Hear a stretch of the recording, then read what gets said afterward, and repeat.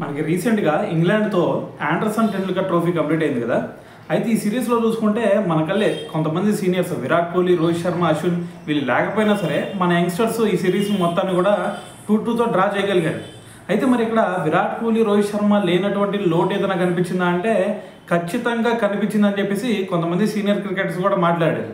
అయితే దాంట్లో భాగంగా రీసెంట్గా వెంగ సర్కార్ చూసుకుంటే అతను కూడా దీని గురించి మాట్లాడాడు. అయితే అతను అంటుంది ఏంటంటే మరి మీ అందరూ కూడా విరాట్ కోహ్లీ లేని లోటు కనిపించిందో లేదో తెలియదు, కానీ కాకపోతే విరాట్ కోహ్లీ కనుక ఇంగ్లాండ్ సిరీస్లో కనుక ఉన్నట్టయితే ఖచ్చితంగా రిజల్ట్ ఇంకా మంచిగా వచ్చేది.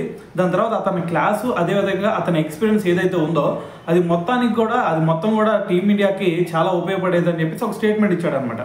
అయితే ఇంకో విషయం అంటుంది ఏంటంటే నేను ఇప్పుడు చీఫ్ సెలెక్టర్గా లేను కాబట్టి బీసీఐకి నేను దీని మీద ఎటువంటి ఒత్తిడి తీసుకురాలేను. కాకపోతే నేను కనుక ఇండియన్ బీసీసీఐ చీఫ్ సెలెక్టర్గా కనుక ఉన్నట్టయితే ఖచ్చితంగా విరాట్ కోహ్లీ మీద ఒక ప్రెజర్ సిచ్యువేషన్ పెట్టేవాడిని. నువ్వు ఎట్టి పరిస్థితుల్లో ఇంగ్లాండ్ సిరీస్ ఆడిన తర్వాత మాత్రమే నువ్వు రిటైర్మెంట్ ఇవ్వాలా, సో ఇప్పుడల్లా ఇవ్వడానికి వీల్లేదని చెప్పేసి అతని మీద ప్రెజర్ క్రియేట్ చేసేవాడిని అని చెప్పేసి వెంగ్ సర్కార్ అయితే దీని గురించి మాట్లాడడం జరిగిందనమాట. అయితే మరి ఓవరాల్గా విన్నారు కదా అతను అంది ఏంది అనేది.